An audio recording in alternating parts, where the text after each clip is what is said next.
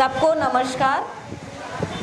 आज it's really privilege moment for me. मेरे लिए एक बहुत ही सौभाग्य की बात है कि आज मैं यहाँ हूँ मीना जी के सामने, नीलू जी के सामने, सर के सामने।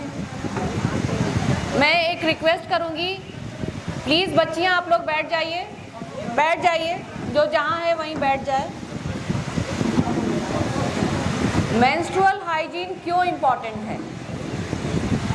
मेंस्ट्रुअल हाइजीन इसलिए इम्पॉर्टेंट है क्योंकि वो हर स्त्री के लाइफ का एक बहुत ही इम्पॉर्टेंट फेज़ होता है। उसकी देख रेख हम महिलाओं को ही करनी होती है, कोई और नहीं करेगा।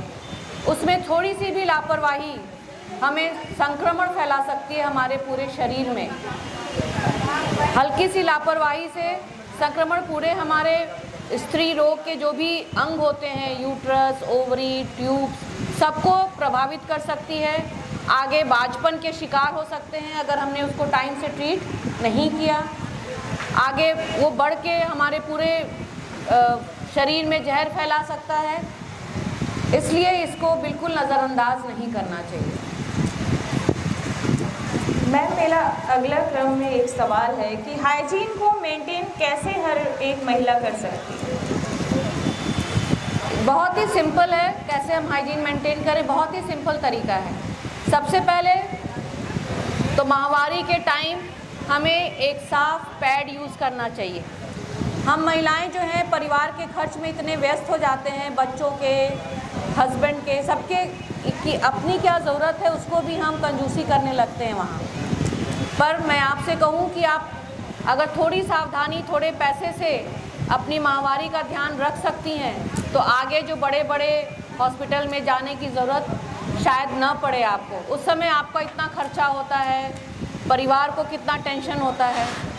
तो सिंपल तरीका है, माहवारी के टाइम आप साफ पैड यूज़ करें। एक पैड को 4 से 5 घंटे ही लगा के रखें। ऐसा ना हो कि ब्लीडिंग कम हो रही है तो हम 8 घंटे 9 घंटे लगा के रखें, नहीं, इससे इन्फेक्शन फैलता है।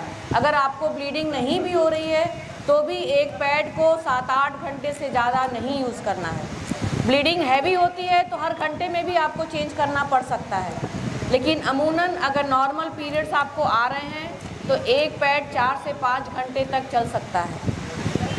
पैड लगाने से पहले हाथ धोना चाहिए, पैड लगाने के बाद हाथ धोना चाहिए।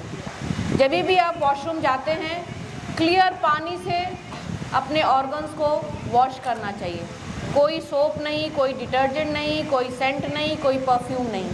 सिंपल वाटर से ही आपको अपने वल्वा को साफ़ करना चाहिए, क्योंकि हमारे वेजाइना में ऑलरेडी ऐसे ऑर्गेनिज़म्स होते हैं जो उसकी सफाई में काम करते हैं। जब हम सोप या कुछ और यूज़ करते हैं तो हम उन बैक्टीरिया को मार देते हैं जो हमारे वेजाइना को साफ़ करते हैं। फिर हमें अलग तरह के इन्फेक्शंस होने लगते हैं, डिस्चार्ज होने लगता है, स्मेल आने लगता है। तो ये कुछ 2-3 चीज़ें हैं जो हमें ध्यान रखना चाहिए। इसमें कुछ रॉकेट साइंस नहीं है, सिंपल तरीका है और हमें ऐसे ही अपने माहवारी का ध्यान रखना चाहिए। मैम, पीसीओडी और पीसीओएस क्या है?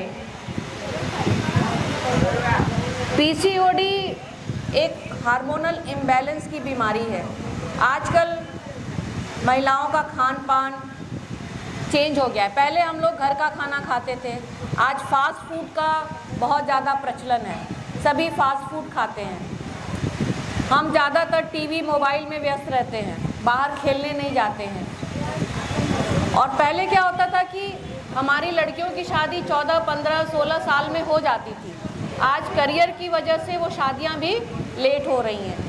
तो ये जो हार्मोनल इम्बैलेंस आ रहा है हमारे डाइट की वजह से, हमारे जो हम लोग एक्सरसाइज नहीं करते हैं, जो बेड पर ही ज़्यादातर बैठे रहते हैं और लाइफ में इतना स्ट्रेस आ गया है, ये सारी चीज़ें जो है हमारे हार्मोन्स को डिसबैलेंस कर देती हैं।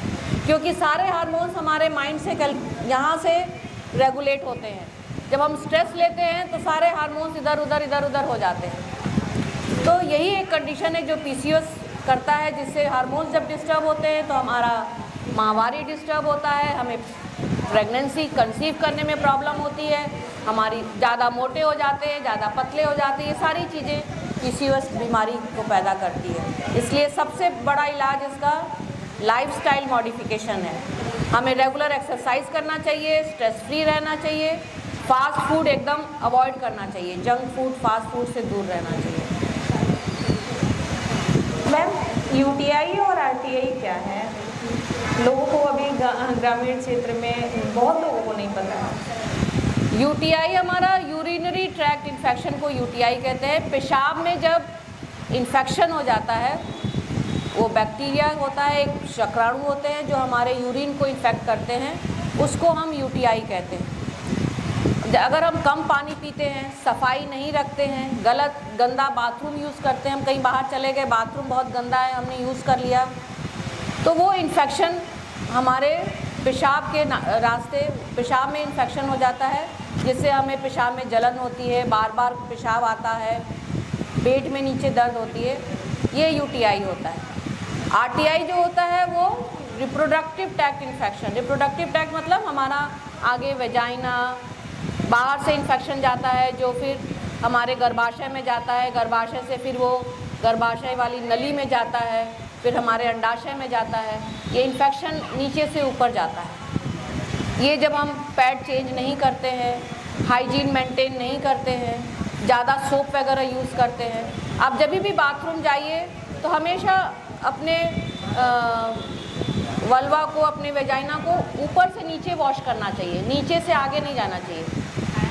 मतलब पहले पेशाब के रास्ते से फिर पीछे लैट्रिन के रास्ते पे साफ़ करना चाहिए, उल्टा नहीं करना चाहिए, उससे और इन्फेक्शन फैलता है। लैट्रिन के रास्ते से इन्फेक्शन हमारे आगे वेजाइना और पेशाब के नली में आ जाता है। Menstrual cramp, how to overcome? Menstrual cramp एक ये नॉर्मल फिनोमिना है, ये सभी महिलाएं कभी ना कभी महसूस की होंगी। होता क्या है कि हर महीने हमारा जो शरीर है एक प्रेगनेंसी के लिए अपने आप को तैयार करता है। अंडाशय से अंडा निकलता है और हमारा गर्भाशय वो लाइनिंग अपनी मजबूत करता है कि अगर ये अंडा फर्टिलाइज हो गया तो हम आगे बच्चे को पोषण कैसे करेंगे, तो वो हमारी बच्चेदानी वो लाइनिंग को थिक करती है। लेकिन जब हम प्रेग्नेंट नहीं होते हैं, जब प्रेगनेंसी नहीं होती है, तो फिर शरीर उस लाइनिंग को नीचे निकालना चाहता है, तो वो और जो लाइनिंग होती है उसमें टिश्यूज़ होते हैं, ब्लड वेसल्स होते हैं, तो वो कॉन्ट्रैक्ट करता है। हमारा जो गर्भाशय के मसल्स होते हैं वो कॉन्ट्रैक्ट करके वो सारी लाइनिंग, ब्लड वेसल्स, टिश्यूज़ को बाहर निकालते हैं जो मेंसेस की तरह होता है। तो ये नेचुरल क्रैम्प होता है। उसमें एक हार्मोन रिलीज़ होता है प्रोस्टाग्लैंडिन, जो कि रिस्पॉन्सिबल होता है ये क्रैम्प के लिए। तो हल्का क्रैम्प तो सभी को महसूस होता है, लेकिन अगर ये क्रैम्प बहुत ज़्यादा है, आपका day to day life hamper करता है, तो आपको किसी डॉक्टर से संपर्क करना चाहिए। हल्का अगर हॉट वाटर बैग आप रख ले, उससे आपको राहत मिल सकती है। धूप में बैठिए, गर्म पानी से नहा, थोड़ा सा शावर ले लीजिए ल्यूकवार्म वाटर से, तो ये सारी चीज़ें ना मसल्स को रिलैक्स करती हैं, और जो आपको क्रैम्प आता है उससे आराम मिल जाएगा। इनसे भी नहीं आता तो आप हल्का फुल्का मेडिसिन भी ले सकते हैं, उसमें कोई हर्ज नहीं है। लेकिन अगर ये बहुत ज़्यादा है, आपको डिस्टर्ब कर रहा है, तो अपने डॉक्टर को भी ज़रूर दिखा लें कि कहीं कोई और परेशानी तो नहीं है। बहुत बहुत धन्यवाद साधुवाद मैम कि आपने आज अपना गोल्डन टाइम हमें दिया और हमारे समाज में लोगों को बताने की बहुत अच्छी पहल रही। बहुत बहुत साधुवाद। आभार।